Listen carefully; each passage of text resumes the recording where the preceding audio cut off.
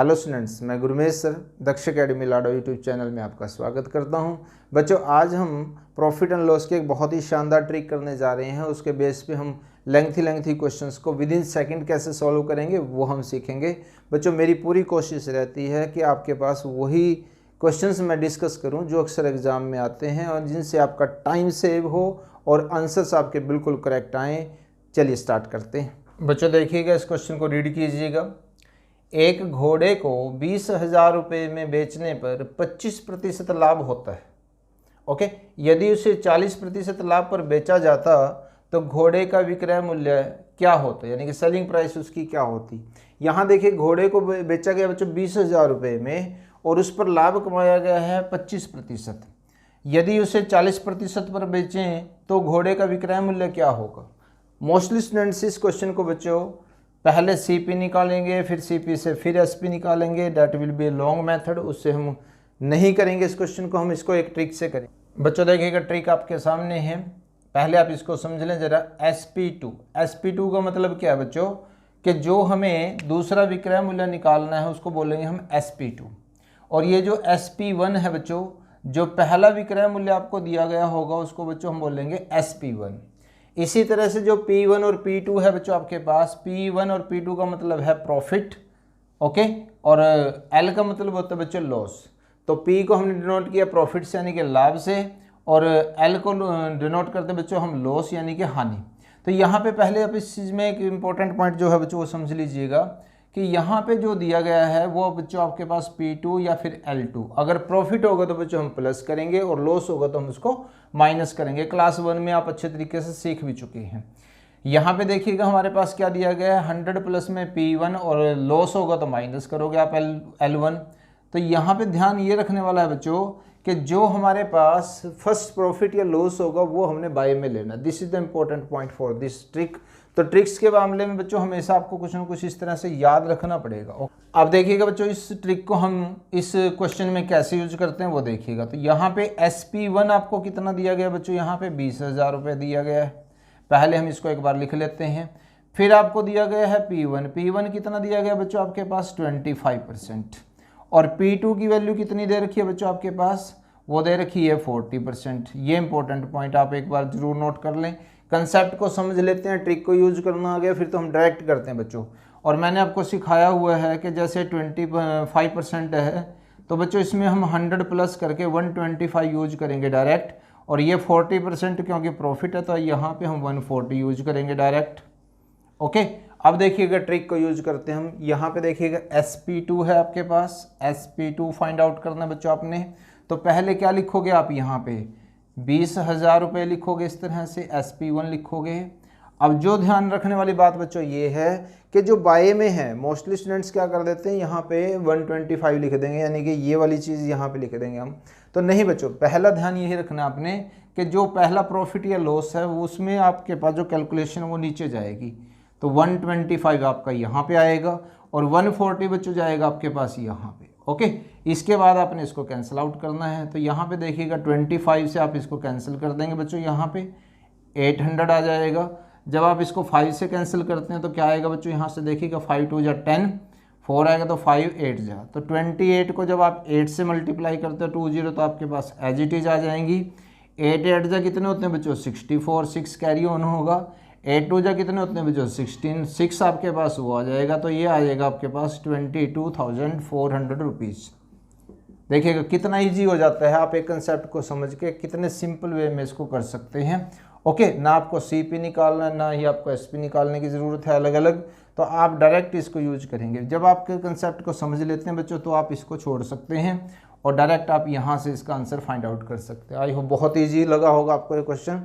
देखिएगा बच्चों, ये सेकंड क्वेश्चन है आपके पास। एक दुकानदार को एक साइकिल 1200 रुपये में बेचने पर 10% की हानि होती है। वह साइकिल को कितने रुपए में बेचे कि उसे 19% की हानि होती। पहले क्वेश्चन में दोनों लाभ दिए गए थे और इस क्वेश्चन में बच्चों दोनों हानि दी गई है। तो पहले तो हम इसको जैसे फॉर्मूला हमारे पास है उस तरह से देखते हैं। इसमें SP1 ये क्या आएगा बच्चों आपके पास L1 और ये क्या होगा बच्चों आपके पास L2।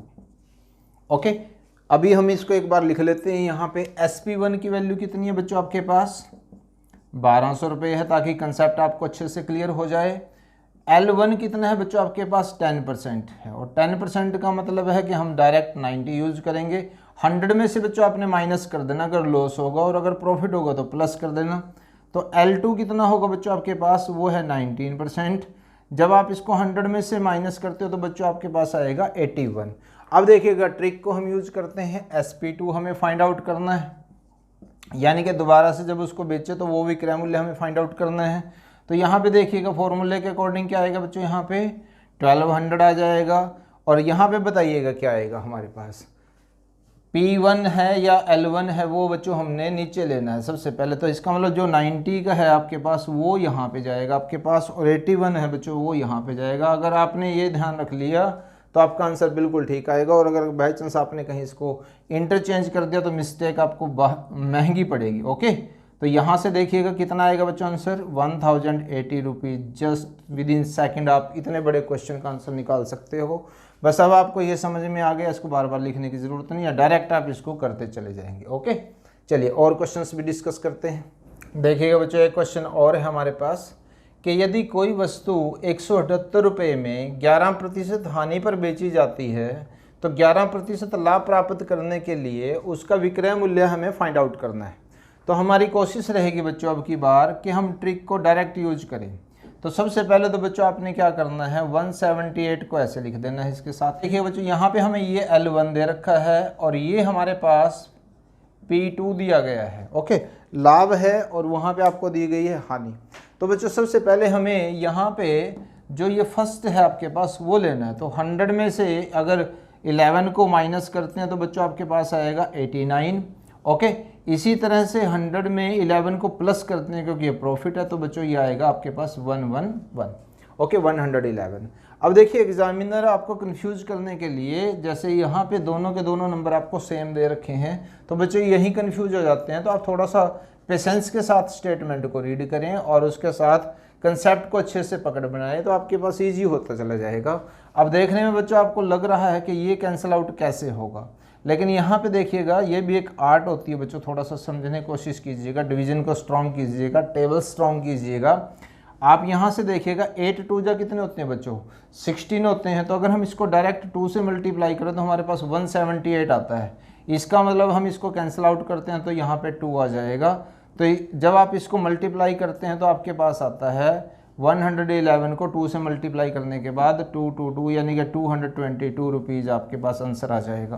तो देखने में क्वेश्चन लगता है कि काफ़ी टफ होगा, लेकिन जब हम कंसेप्ट पे काम करते हैं तो क्वेश्चन बहुत इजी हो जाता है। घबराने की ज़रूरत नहीं, आप करना स्टार्ट कीजिएगा, देखिएगा इतने में ही आपका आंसर आ जाता है डायरेक्ट। तो विद इन सेकेंड आप इतने बड़े बड़े क्वेश्चन को सॉल्व कर पाएंगे। बच्चों देखिएगा एक क्वेश्चन आपके पास और है। एक व्यक्ति ने अपनी गाड़ी 35% लाभ पर 15,000 रुपये में बेची, वह उसे कितने में बेचता कि उसे 10% हानि होती। कई बार एग्जामिनर थोड़ी सी स्टेटमेंट चेंज करके भी आपको दे देता है ताकि आपको कंफ्यूज कर सके, लेकिन अगर आपके कंसेप्ट क्लियर होंगे तो दिक्कत नहीं आएगी बच्चों। देखिए यहाँ पे अब की बार SP1 बाद में दिया गया है और ये आपके पास है P1। तो अगर आपको कंसेप्ट अच्छे से क्लियर होंगे तो कभी भी आप कंफ्यूजन में नहीं जाएंगे। यहाँ देखिएगा दूसरे पार्ट में आपको दिया गया है लॉस। ओके, तो अब हम इसको और डायरेक्ट करने की कोशिश करेंगे। देखिएगा SP2 हमें निकालना है, तो यहाँ पे लिखेंगे बच्चों हम 15,000 इस तरह से। अब बताइएगा क्या आएगा आगे। तो P1 है यानी कि जो ये फर्स्ट है वो आपके पास यहाँ पे जाएगा, 135 हो जाएगा। कैसे वो 135, क्योंकि प्रॉफिट है तो प्लस करेंगे 100 में। ओके, और यहाँ पे है 10% लॉस, तो ये बच्चों माइनस होगा, यानी कि 100 में से माइनस करोगे तो आपके पास आएगा बच्चों 90। अब देखिएगा टेबल्स आपको बहुत अच्छे तरीके से क्लियर होनी चाहिए, तो आप इजी वे में कर पाओगे। 15 से यहाँ पे कैंसिल आउट करोगे तो 15 9 जो आपके पास 135 होता है, 9 से यहाँ पे कैंसिल करोगे तो 10 आएगा। तो इसका मतलब जो आपके पास गाड़ी की कीमत आएगी वो आएगी आपके पास 10,000 रुपये। ओके, तो बच्चों मुझे उम्मीद है कि आज की क्लास आपको बहुत अच्छी लगी होगी, सभी कंसेप्ट आपको अच्छे से क्लियर हुए होंगे। सो वीडियो को लाइक शेयर कमेंट करना मत भूलिएगा। चैनल पर नए हैं तो सब्सक्राइब करना मत भूलिएगा। Thanks for watching.